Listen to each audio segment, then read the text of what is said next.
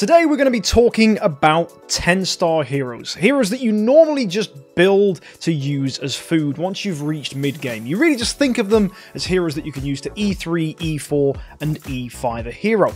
A lot of people just build a 10-star when they need them, but for many of you, actually building a 10-star in advance is something worth doing because preparing food before you have 9 copies of an E5 you're chasing is often something you'll need to do, and it will help your progress. However, which heroes are going to help you more than others? Well, that's the answer I'm going to hopefully bring you today.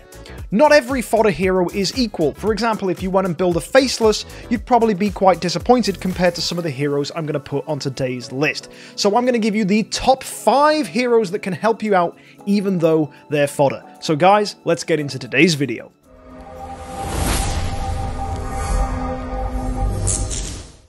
Coming in at number 5 is Honor Guard, the first of our heroes we'll be talking about today. He's a Fortress hero which is commonly overlooked, but what makes him good is his final passive.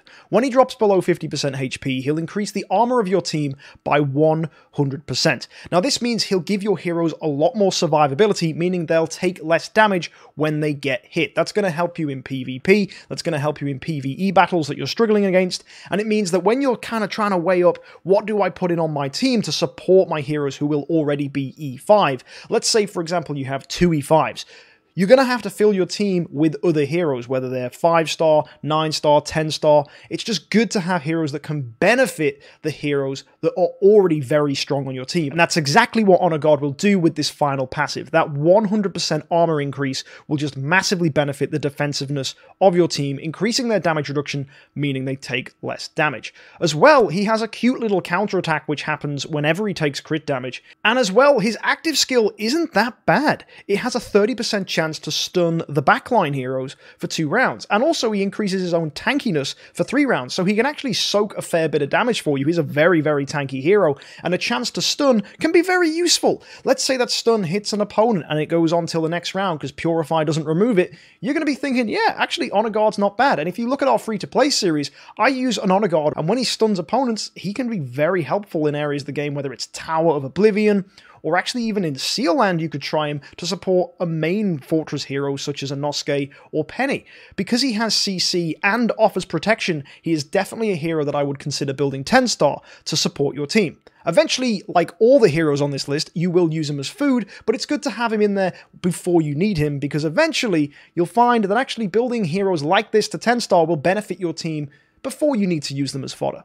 In 4th place, we have Karma, a hero that actually got reworked a few months ago, maybe even over a year ago now. It's kind of hard to remember when they altered her.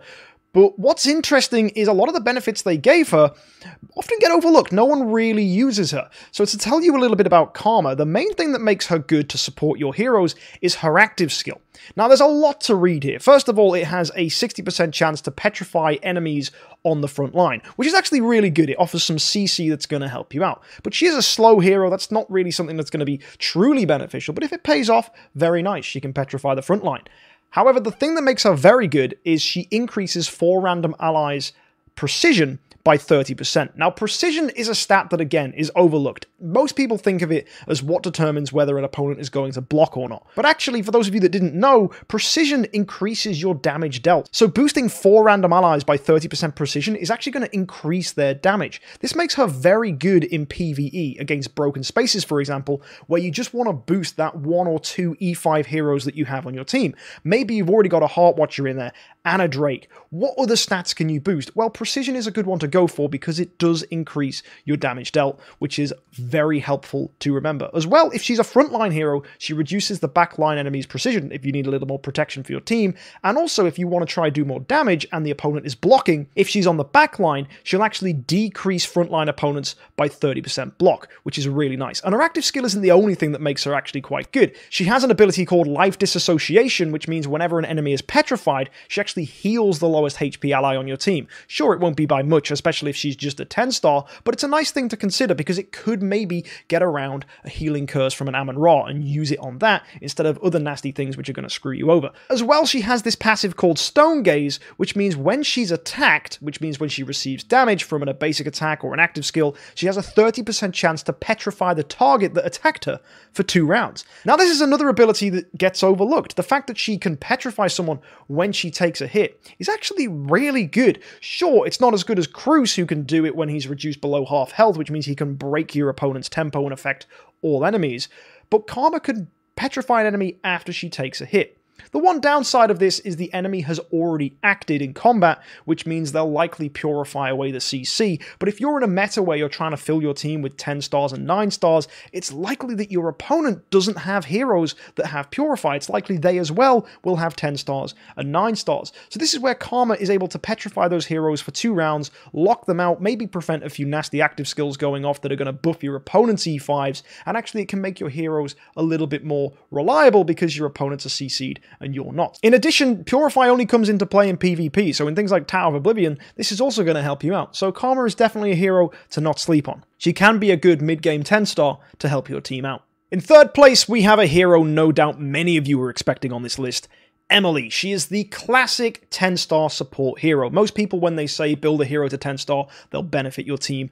Emily is the one they think about. This is mainly because she benefits Fortress Sealand with her final passive. When dropped below 50% HP, she will increase all allies' attack by 29%. That's a big number, and reduces all your enemies' armor by 29%. Now this happens for 3 rounds. This is awesome. So not only will reducing the opponent's armor increase your damage, she increases their attack, which helps them out massively. So for a hero like Penny, this is huge. If you run Emily's alongside a Penny, it's going to boost her attack loads and she's going to absolutely pop off. What people like to do is run maybe 2 or 3 Emily's to get loads of attack boost on that Penny, and it means she's going to be able to clear Sealand. Now, of course, with heroes like Sherlock and Inosuke, this is a less commonly used strategy in Fortress Sealand. But if Penny is your first E5 and you do want help clearing Fortress Sealand, Emily is definitely a hero that's going to help you out. As well, she has quite a nice active skill, which reduces the opponent's precision and also increases all allies' speed by 30. So if you do want that speed boost to take you ahead in PvP, Emily's active skill is very useful. And finally, she has Element Fission, which is a basic attack that targets 3 random enemies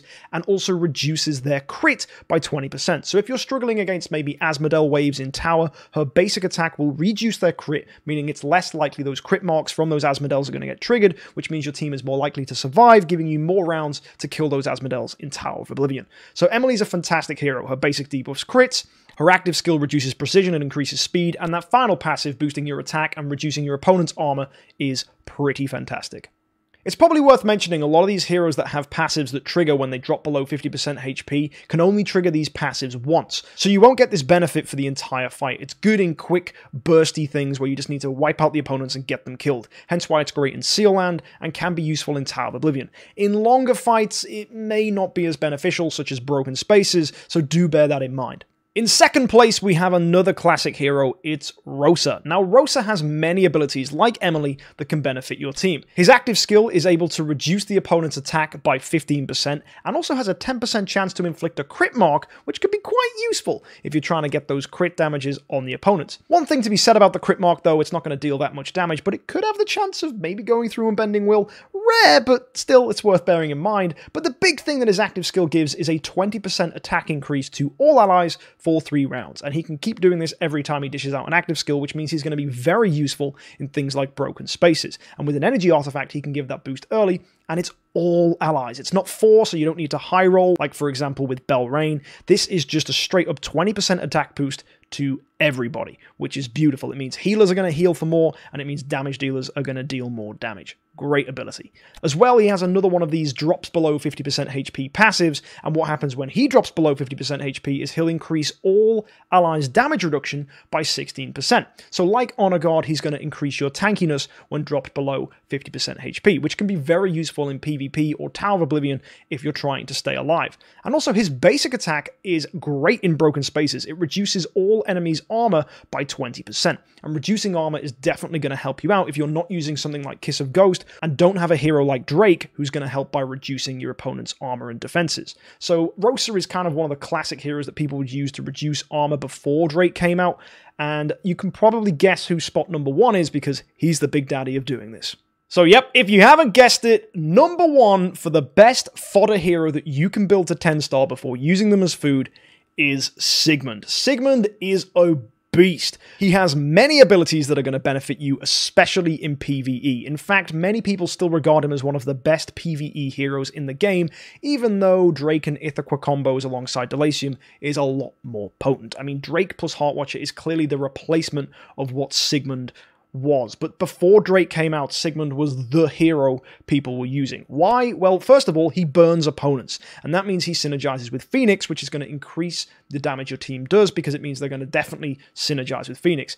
In addition, he reduces your opponent's armor and their block, and inflicts Searing Flame, which is a pretty nasty damage-dealing ability. In fact, Sigmund is a fantastic damage dealer as well as a support hero. Even 10-star Sigmunds can out-damage many of the people on your team. He has a passive here, Burning Counterattack. Whenever he takes damage, he's going to increase his own control immunity, which is really useful against waves that CC, and if attacked by enemies with armor lower than himself, and remember, Sigmund can reduce the opponent's armor, so this is actually quite likely because he also has one of the highest armor stats in the game, coming in at 3,171, which is absolutely bonkers. Very few, if any, heroes at all have armor stats that high.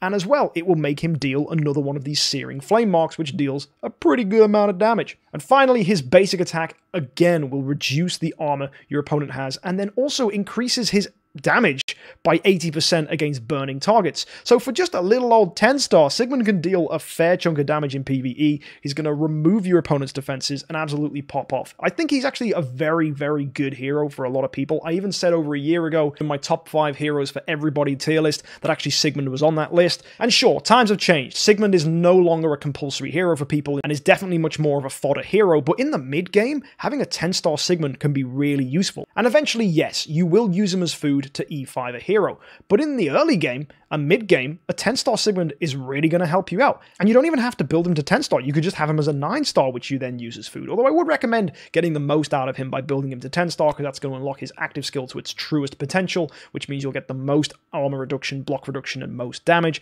which is very helpful. And I just will say he's also probably one of the coolest looking 10-stars in the game. I mean, just look at that. That plate armor is pretty badass. So there you have it. Sigmund is the #1 best 10-star you can build to eventually use as food for your Idle Heroes account.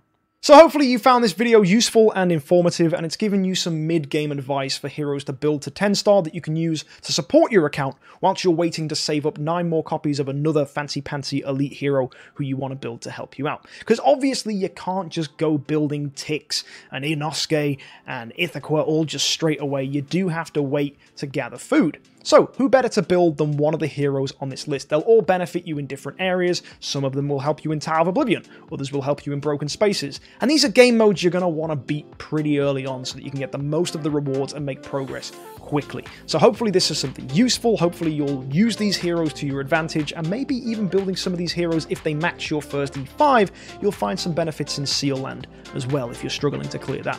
Let me know what you think about these heroes in the comments section down below. Let me know if I've missed anybody out, or if there's some other 5-star heroes that you think should be deserving of an honorable mention or on this list. Also, be sure to hit the subscribe button to catch some more of my top 5 videos. I'll be doing one a week for you guys.